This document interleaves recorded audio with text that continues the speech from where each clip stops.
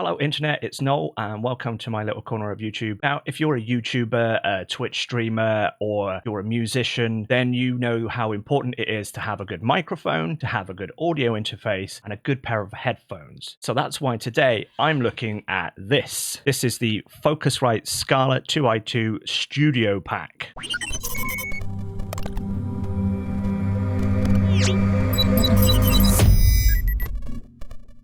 Right, so this is going to be a 3 or 4 part video, I'm not sure just yet, but today I'm going to take a look at what you get in the box and how much it cost me. Now this is the Generation 3 Scarlett 2i2, the Generation 3 Scarlett Studio microphone, and the Generation 3 Scarlett Studio headphones. I'm going to take a look at each piece that you get in the set, and I'm also going to discuss whether it's worth buying this as a set, or if it might be better to actually buy the interface by itself, buy a different microphone, a different pair of headphones. Would it be better to do things that way? Would it be more cost effective? Or is this bundle actually really worth it if you're just starting out? So I'm going to switch over to the overhead camera now, and we'll take a look at what's in the box. So here we are then, it's the Scarlett 2i2 Studio, 3rd generation, 2-in, 2-out USB audio interface with a condenser microphone and headphones. So this will do up to 24-bit and 192 kilohertz, that's the interface.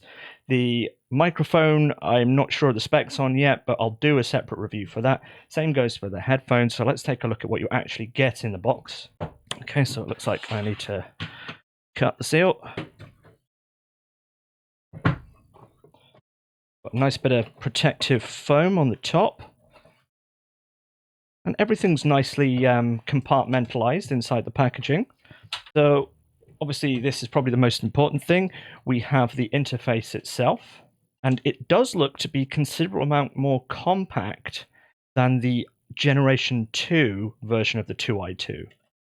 Now I'll do a comparison between this and the original, or rather the Generation 2 2i2, when I do the solo review for this one. It looks like we also get an XLR cable, which is fantastic. And this is a nice looking XLR cable. And we have here a USB-C cable, because actually, unlike the previous generation, this one is powered from USB-C rather than, I think it was USB-B, the connector on the old one. Okay, so this would be the attachment for the microphone to your mic stand. So it looks like this just threads onto the bottom of the microphone. And we also have an adapter for a 3/8 to 5/8 already screwed in from the looks of it. Well, that's nice to see. There's no shock mount, unfortunately, but those are quite cheap to obtain. Okay, so this is the microphone itself. It's a slightly different design to the Gen 2 model. And here we have a pair of headphones with what looks to be some kind of pleather or leather, quite nicely padded headband, and they're quite light as well. And it looks like we have a threaded, it's threaded adapter for the headphone plug itself. That's very nice to see as well. I always like to see that. Okay, and that's all we get in the box. Just throw that away. So I'm going to take a quick look at the headphones. They say it's Scarlett on the top, and it's a nice soft feeling leather. The ear pads, they seem okay. They look quite small, so these are probably going to be on-ear headphones rather than over-ear. They've got a nice shiny metallic. It definitely feels like metal. They're called HP60 Mark III. They definitely look much nicer than the old models. The cable's not removable, and it does look to have quite a long cable on. Right, so that's those. The microphone is pretty heavy. Way more heavy than the Neewer microphone, for example. And you'd kind of expect that this might be a fairly cheap microphone. So I wonder if it's actually much better than the Neewer. It feels fairly solid. It's nice and heavy. It's a nice flat black color with the red ring. It definitely looks very stylish. And there's no switches or anything like that on it. So it looks like this is just a cardioid mic, which is fine for a microphone like this. And onto the interface itself. They've wrapped this up good.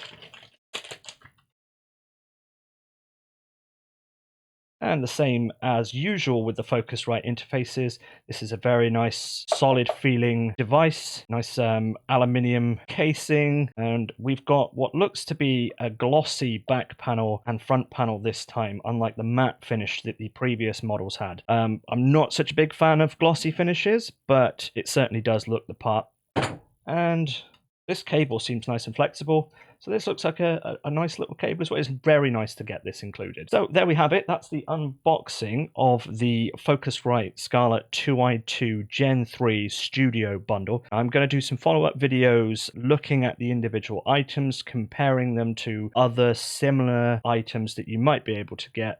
And then maybe we can decide whether this bundle is actually worth getting versus getting the audio interface by itself and perhaps buying a microphone and headphones separately. Right, so I've got everything set up. I'm using the CM25 Gen 3, HP60 Gen 3, and the 2i2 Gen 3. And this is how it sounds. So I'm just going to give you a few of my initial thoughts about whether the bundle itself is worth getting over buying the interface and a pair of headphones and the microphone separately. And I think it only really makes sense for people that don't have a good set of headphones already, or at least they don't have a set of monitoring headphones already. These ones have a kind of an ATH M20X vibe to them, which are a £40 pair of headphones. When you look at the headphones that were included in the Gen 2 Studio Bundle, they had that kind of AKG 240 or Samsung SR850 sort of vibe to them. And you could get a set of Samsung SR850s for about 40 quid. So I'm going to say that these headphones are probably worth around 40 quid. And when you consider that you can buy the interface for 150, you can buy the headphones for 40, you're looking at 190 all in. Let's not include the cable, because the cable's like, what, a fiver? And I paid 230 for this bundle. So that means I have £40 to spend on a microphone. So what microphones are available for £40? And, well, I've had a look around, and there seems to be a few that come up. You've got the Behringer C1, the Marantz MPM 1000 can be had for around that price from time to time, but not so much. I've managed to dig up the spec sheet for this, and we'll go into that when I do the review. I've got a feeling that this mic kind of punches well above its £40 value to perhaps it's going to give the AT2020 a run for its money, especially on the specification sheet. They're not that different from each other.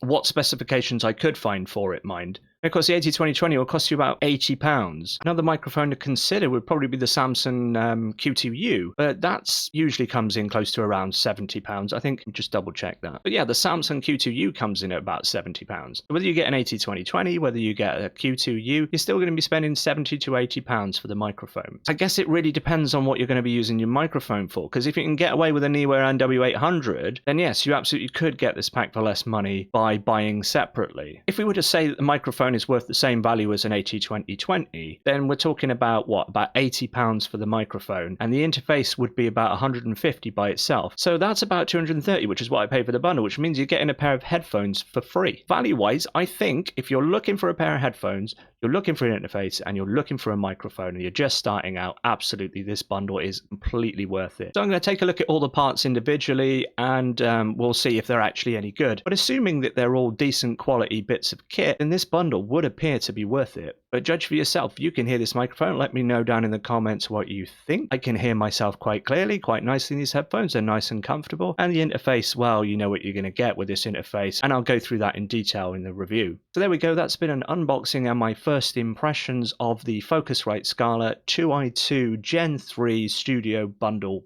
Pack thing. If you like this, give me a thumbs up, subscribe so you can see the next parts of this series, and until then, have a good one.